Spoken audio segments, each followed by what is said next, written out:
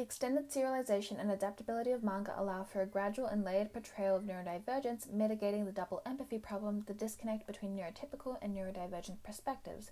This video will foster a suggestive consideration of the critical nexus between autism and manga, focusing on how Dungeon Meshi by Ryoko Kui showcases autistic coding within manga's sequential art framework.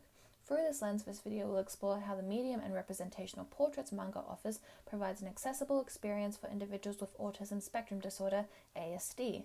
Dungeon Meshi, serialized between 2014 and 2023, follows a party who spelunk into a dungeon to rescue a consumed comrade as they cook and eat the monsters they encounter.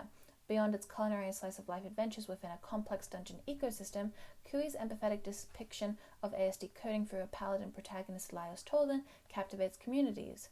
While not canonically confirmed, Laios exhibits typical autistic traits such as hyperfocus, lack of social awareness, and a special interest in monsters. Through Laios, Dungeon Meshi provides a rarely explored portrayal of autistic frustration and alienation compared to superficial archetypes in the West. Focusing on how Laios' anger is directed externally, this video will further analyze why his frustrations and codings are distinctive within the broader context of ASD representation and how Kui supplements such behaviors within the visual scope of manga.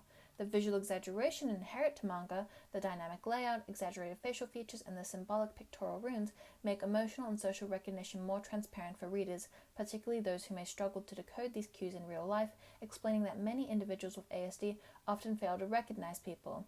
According to Rosema, manga may appeal to adolescents with ASD simply because it is an image-rich medium and many autistic individuals are better at processing images than words. Manga's distinctive iconography effectively symbolizes characters' emotions to provide a more complex, heterogeneous, and interactive literary experience compared to traditional verbal metaphors. Readers are actively involved in decoding the visual and lexical signs alongside written narratives, as the synesthetics in manga foster greater participation by the reader and a sense of involvement within the invisible world of emotions and senses. Cultural biases must also be accounted for when representing and encoding neurodiversity, within media, as Atherton et al. Argue that autism can be understood differently depending on the cultural setting, suggesting that Japanese communicative norms may be more accommodating for ASD individuals. Manga, as a pop culture icon, actively reflects and shapes attitudes towards ASD, positing that these cultural products are a useful medium for understanding the autistic experience. Manga reflects a society wherein communication, reliance on implicit meaning, and an acceptance of nonverbal cues are more prevalent and empathetically represented. Through this cultural backdrop, manga's inherent exaggeration makes emotional expressions of characters salient and helpful for decoding.